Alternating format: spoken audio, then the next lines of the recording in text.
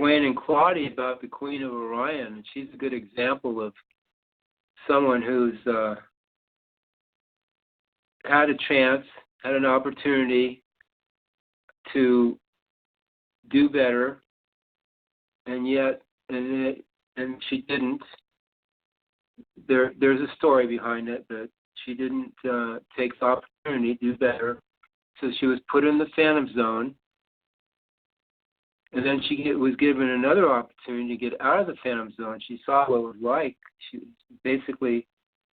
was down to nothing. She was going to start over as a, one-cell organism, an amoeba, and start all over again, start the whole evolutionary cycle over again. She still didn't want it. She still had arrogance. It was her arrogance that brought her back again, and now she's permanently in the Phantom Zone. So a lot of these elites, I see that they just get in a self-destructive cycle where they can't even, they get so deep into it, they can't get out. They're just absorbed in their own importance. And it's very difficult. I see Harry, too. He's so far down now. Harry from the corporation, he keeps going on stage and basically deceiving people, the sincere, most of those sincere members there. Now, where is he going with that? I mean, he's digging himself into a really deep place where it's going to be very difficult for him to get out of. So they're digging their own grave, so to speak, by their decisions, and I think they just get so absorbed in the power aspect, and they, as for the Queen, she thought she was indestructible. Like, you can't, she's so arrogant that she didn't think anybody could do anything to her. So it just gets very real. We have examples like the president. Would he give up his power, or the Queen of England? They like that, their mansions and their money and their power over others, and to be able to make people do what they want. They're authoritarian conscious beings. That's what they think is important to them. What is having the power over her? Well, the England, at any rate, that's her realm. But I suppose she's expanded from there. But you think that this new baby, and the new generation of great grandchildren to her, are her children and grandchildren, are they aware what their grandmother is like, really? Probably from previous lives. They're probably reptilian. Oh. Well, yeah, the grandchildren. Mm-hmm. Oh, my goodness. Yeah, they're probably reptilians. Oh, my goodness. Wow. And the new babies, too. Boy, and they haven't even gotten to their real power yet. I suppose as they go older and their children grow up, this power and stuff, you can't keep that under your hat all the time. It's going to come out somehow with the children and the grandchildren, and that's kind of scary in a way, because now, that's why the Queen is smiling so much when she sees that new Archie. Oh my goodness! Yeah, she'll be able to pass on all this destruction and the power, and because they really haven't shown it yet. The children the grandchildren haven't shown their real self yet. Very interesting. Like Anyway. the Pope. Yeah, the Pope too. They're unaware of any other realms, it seems like, of real universes. Yes, and it's a wonder why people don't look up, at the stars. There's so many. And there's Milky Way, there's universes upon universes. I mean, this is huge. And people don't seem to take an interest. Maybe, like the exploratorium, or just getting a telescope and for your kids or yourself and seeing what's out there. I guess that's not as exciting as hip hop or whatever they're dancing. Well, anyway, I could go on. So the second area, what? The second area. What? I was just going to say. Lila. Oh, what? Go ahead. Go ahead, Lila. Okay. The second area, which many people have decided to reside in, is what is known as the gray area. All of us really live with ourselves. And so those who have not decided to go into the higher levels of life and are standing in the lower ones, these individuals are at what one would consider to be a standstill position. Again, everyone has a right to choose their life accordingly. And so this is where many have decided to be for as long as they want. The third and lowest area to reside in mainly deals with the gods of man and the lords of karma, as does the gray area. This area is the dark arena of the round world, such as the Earth and all the other planets and systems that exist with the light of fire from worlds on fire. Without the fire world, there would be no light. Then it would be more than obvious where the Earth is positioned. But as long as the Earth has an atmosphere, then it will appear as though there is a blue sky above. Of course, there is beauty throughout all the levels of life, but not all of them contain a real darkness like that of the material realm. Whoa, this is the darkness, the darkest of all. Oh my goodness sake. The law of karma holds sway here, along with the authoritarians and the brutalians who cover the earth. A person can reincarnate many times as they wish here. It's all a matter of choice. The basic scenario will always be to be born again, unconscious, and then strive to survive until one is too old to endure. Most people are at the mercy of their unconscious mind, that which has many parts to it. Those reading this information may think there are books to be had to gain this information, but that's not so, because the real guides are able to move in the ethers of the many levels of life and gain real experience as to how the various parts of man work.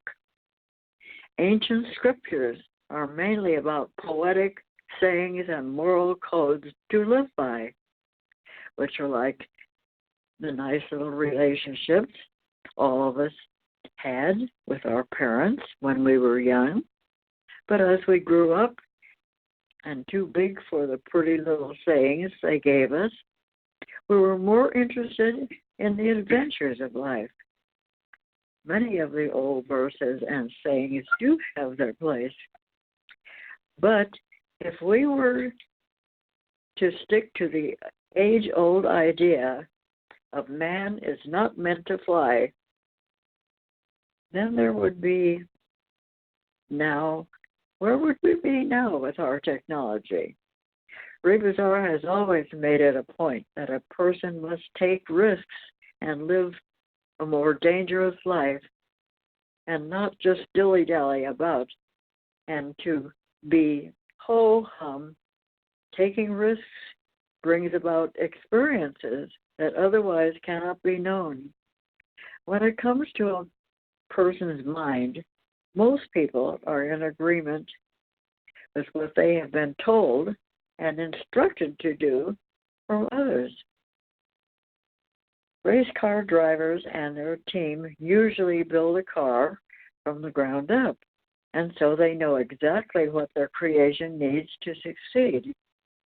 Yet most people will not take the time to understand the world that they live in, nor the workings of their own being. To depend upon those who have done the most damage to this world seems to be a rather immature thinking and dangerous. Many people do not want to know what the real truth is, but all the obstacles for them to perceive real truth will show up as they pursue their endeavor, and so most will fall back for fear of not being able to succeed or are intimidated at what they are attempting to do. This principle of opposites attracting exists in the lower realms as a reality to all who are here. The real guides have learned to deal with the Calum dualistic power and are indifferent to it, but the masses and the tap-line connections they have to all the negative forces makes for an upheaval when a person decides to follow the real guidance. This is why Paul gave his students several years to test what he was presenting before a person could fully be committed to themselves, to take on the task of meeting the many parts of themselves. The first 2 years are a runoff of a person's karma so they can better adjust to the real universes as they are being prepared to make the journey. When a person is unaware and unconscious to what this life entails, then the gods are happy. But when the real guides show up and start providing real experiences in a person's dream visions, then the gods are not happy, and they do not want to lose any of their inmates. So the Calum god will use every means possible to sway a person from leaving the worlds of Maya. The rep systems are based upon fear. They also fear if people find out what they are really doing and possibly telling others, because in their minds they think they will soon have no followers to support them. But actually the opposite is true, because most people do not have any real courage, and so they are not ready to enter the real universes during this life. Being so, the rep systems will always have naive followers who love to bow and kneel to them and their invented gods. Many are ready to take the journey past what their minds know at this level, but most, if not all of them, do not have the perception to recognize this fact. So when they are having real experiences in their real awareness, and as it comes through the various bodies and down to the conscious mind, of course the censor is going to alter it, or may not even let it pass to all the person's dreaming. If a person has a strong religious background, yet their heart is basically pure, they will gain experience from the higher levels in spite of the dogma that they are hooked to with their mind and emotions. But as the experience tries to unveil itself, as dark forces do not want it to happen, so they will set off an alarm in some way, like a person trying to escape from prison. And so the individual and their dreams are either altered a great deal or eliminated altogether. This is where, like anything we experience in this life, it takes a real persistence to overcome our own shortcomings and conditioning. Sometimes it becomes even more of a challenge with not only ourselves, but those around us, and our family and friends will sometimes jump in and say they think what they're doing or planning does not fit any standard. What the real guys are presenting really does not fit the standards of demise most humans have invented. An example is a person who can do all the right things, go to the best schools, marry the most wonderful person, and have beautiful children and succeed almost perfectly with the greatest of careers. And with all of this, one would think they have reached the pinnacle of life. But the real truth is, they have only played the game the dualistic powers have set up for them. So they will be returning to a new body in the future and will have forgotten once more that they ever were here. Gee, that's pretty scary. To clarify this, I am not saying just because a person chooses to stay with their one-dimensional life that they are making the so-called wrong move. Not at all. It is a fact that the most part that social indoctrination leads most people to think they are really accomplishing something with just an outer existence alone, and that a person does not need any other mental, emotional, intuitive, and most of all, perceptive realities with their present lifestyle. Because of this narrow and ingrained one-dimensional approach, which is actually a controlling factor and part of the overall takeover from the officialness of this planet, this world is like it is today, with all the agreement to the idea that things have gotten better and are still doing so, when actually they are much worse and getting worse all the time, because most people want to stay asleep with all the phenomena the dark-sided certain few have established and are constantly projecting into the minds of the masses. The world is not a bad place, but the choices each person makes will always equal what becomes evident, as all that is seen today is proof of this. Oh yes, it can be so that most people cling to the idea of hope, as most public officials have used this idea to create a snow job for the unaware to be elected by. A person can hope all they want, but there are still huge choices being made here, and the end result will be what they are. My suggestion, get real guidance. Then learn to pay attention to the real guides and free yourself, starting now. The whole of life, not just the little worlds that humans live on, is all becoming more aware. Because the basic reality of living is survival, not just going to the movies or finding a date and getting the best deal on a car or house one wants to buy. These are things that make up a small portion of one's activities here.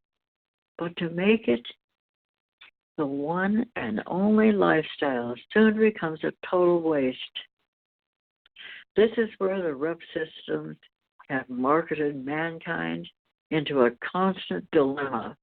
Everyone wants something while they're here, and so it is, as we are all partly human, but most people always go for the phenomena and not the real value. My position is even harder than those wondering if what I am presenting is real or not. Anyone can prove what I am presenting to themselves, then they will know for sure. But even then they wonder about it until they are confronted with their own real experiences. When I first took the Rod of Power, the new wave, I received an email from a fellow in Alaska, a member of the corporation.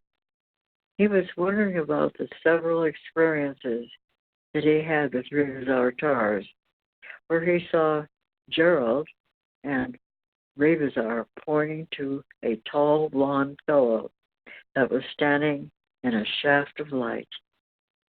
I personally spoke with this fellow, but as time went on and he stated that he was going to stay with Gerald and his official position, here is where emotional attachment becomes more than it should.